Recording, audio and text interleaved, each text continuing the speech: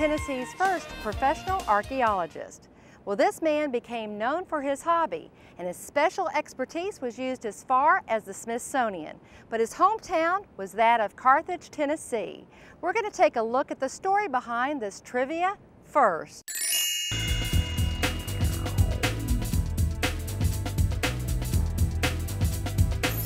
William Edward Meyer made history by changing the way Tennesseans record history. Born in 1862 in Kentucky, Meyer grew up in Carthage, where his father was a successful store owner. The family's home was said to be the finest residence between Nashville and Knoxville. After graduating from Vanderbilt, Meyer returned to Carthage to the family business and became active in improving transportation. In 1910, Meyer was instrumental in building a 1,000-foot-long bridge across the Cumberland River. Before the bridge, Smith County was split in half. The only way across was by ferry. The bridge opened up an easier route for horse carts and foot travel. The Cumberland was a crucial supply line for Carthage. Meyer operated a fleet of steamships that carried goods in and out of Smith County. A successful merchant at the age of 50, Meyer sold his business and retired. He turned his attention to his hobby, archaeology. At the time that Meyer started, there was not much in the way of what we would think of today as scientific archaeology being done.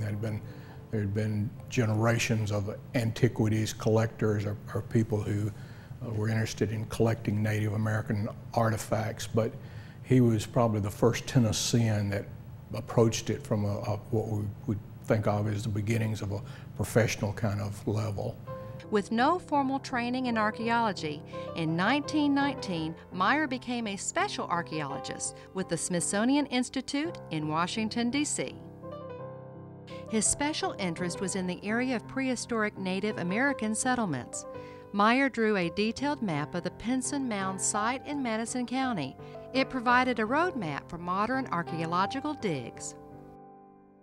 The outstanding thing about Meyer was that he kept very good records of what he did, and that's one of the key things in archaeology, is that things being dug up have to be documented very carefully before they have any meaning from the standpoint of archaeology.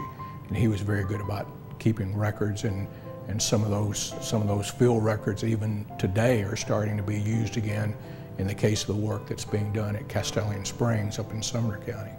Meyer conducted extensive field studies at sites across Tennessee, most notably in Madison, Sumner, Williamson, and Cheatham counties. His collection of relics, similar to these, were considered the most valuable of its kind in all of the United States. In 1923, at his home in Washington, D.C., Meyer died of a heart attack at the age of 61. He was buried days later in the Old Carthage Cemetery in Smith County. Today, some of Meyer's papers are still widely available, and work Meyer began in the early 1900s continues a century later. As today's archaeologists continue work at some of the same sites Meyer made famous as Tennessee's first professional archaeologist.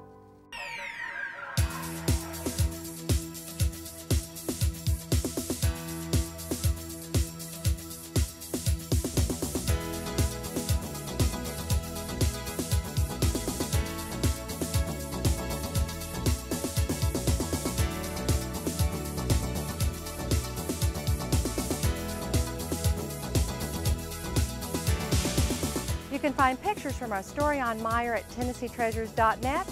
You can also sign up for our newsletter and find DVDs of our show. You can get all the fascinating stories of Tennessee treasures in a magazine. With colorful pages and unique photos, you'll experience the treasures of the state in print. Packed with trivia and extra information, you'll discover the little-known facts about Tennessee's history, arts, entertainment, sports, general trivia, and geography. Order your subscription by visiting TennesseeTreasures.net. Just $18 plus shipping and handling.